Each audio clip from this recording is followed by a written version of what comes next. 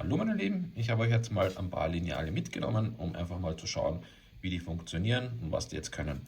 Wir haben einmal das Klapplineal groß, das Klapplineal klein und das normale Lineal in klein. Das normale Lineal kommt in verschiedenen Größen, in 20, 32 und 40 Stats, und man kann die ja praktischerweise kombinieren. Das schauen wir uns auch gleich einmal an. So meine Lieben, kommen wir mal zum ersten Lineal, dem normalen Lineal. Wir haben jetzt hier die 20 Stats Variante, das ist die kurze Variante, aber das soll uns nicht daran hindern, es mal zu sehen in Action. Wir haben die Möglichkeit, hier ein zweites, gleich langes, größeres, kürzeres Lineal zu verbinden, und wir haben dann plötzlich hier ein längeres Lineal. Ich kann das mal wieder weggeben. So, was haben wir? Wir haben auf der einen Seite die Brick-Skala oder Stats-Skala. Wir können Bricks und Stats-Längen messen damit. Auf der anderen Seite haben wir die Höhenskala. Wir haben immer so farbliche Markierungen, die helfen mir dabei, so gängige Maße zu bestimmen, wie hier 4 oder 8. Das sind für die ganzen Mills, Bautechniken relevant. Oder hier 4 oder 8 für die Bauhöhen, zum Beispiel für Habitate. In der Mitte haben wir eine Messskala, mit der können wir die Länge von Elementen bestimmen, entweder Bricks oder Achsen oder Liftarme. Diese misst sich halt, oder diese liest sich ein bisschen anders, deswegen ist der 16er auch hier draußen. Und wir haben hier eine Möglichkeit, individuelle Markierungen zu verwenden. Diese individuellen Markierungen sind sehr praktisch, weil ich kann dann zum Beispiel alle Elemente, die so eine Barverbindung haben, also die man in Minifiguren reinsteckt, einfach verwenden. Ich setze das jetzt hier bei 10. Gibt auch zum Beispiel diese Plates mit Bar-Connector in der Mitte. Das heißt, das kann ich auch reinstecken und habe eine Messmöglichkeit. Kommen wir zur Anwendung von dem Lineal.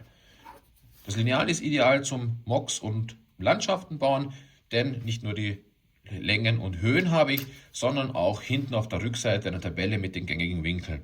Wir haben jetzt hier von 16 bis 74 Grad Winkel in verschiedenen Abstufungen, und ich kann jetzt hier sehen, okay, wir nehmen einen Klassiker 4, 5, 6. Wenn ich 4 in die eine Richtung gehe, 5 in die andere Richtung gehe, habe ich eine 6er Diagonale.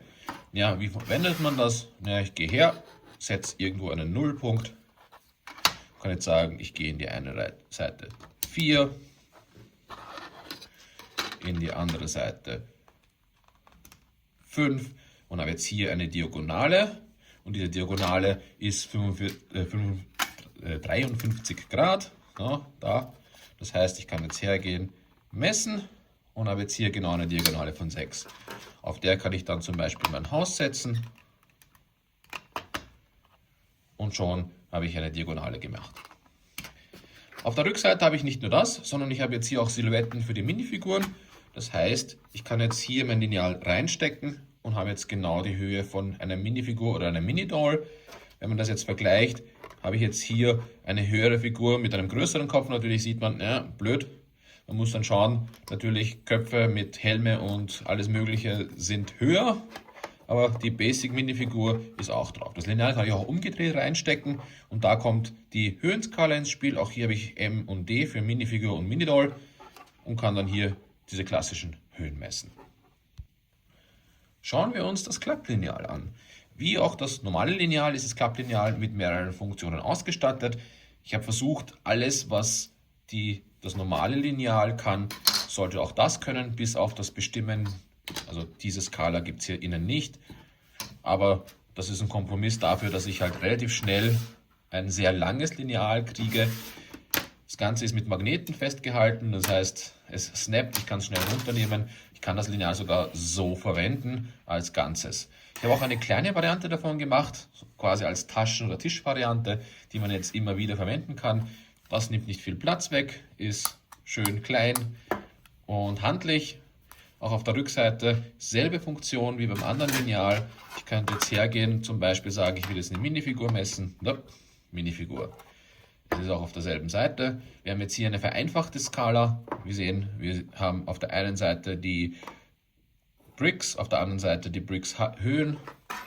Und das Praktische ist jetzt, wenn ich die kombiniere und aufklappe, habe ich jetzt hier ein 16er Lineal im Formfaktor von 8 mal 4, 8 mal 5 sind das, und kann damit sehr schön schnell arbeiten.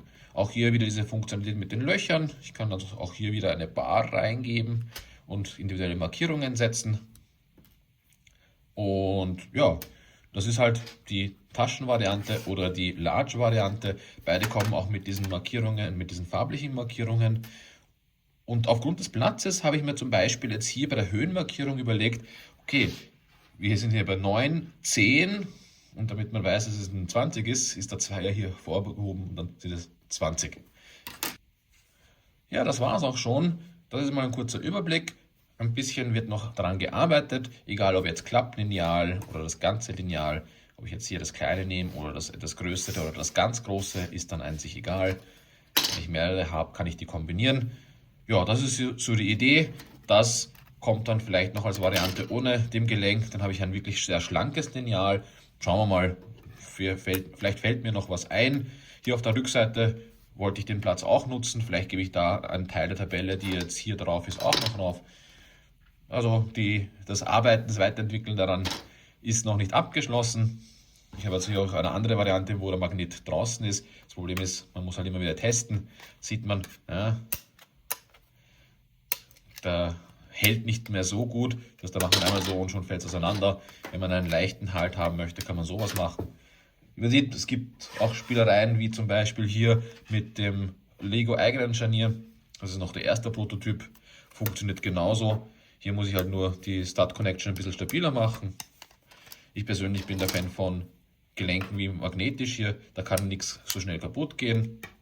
Man kann das abbrechen, aber dann ist es sowieso kaputt.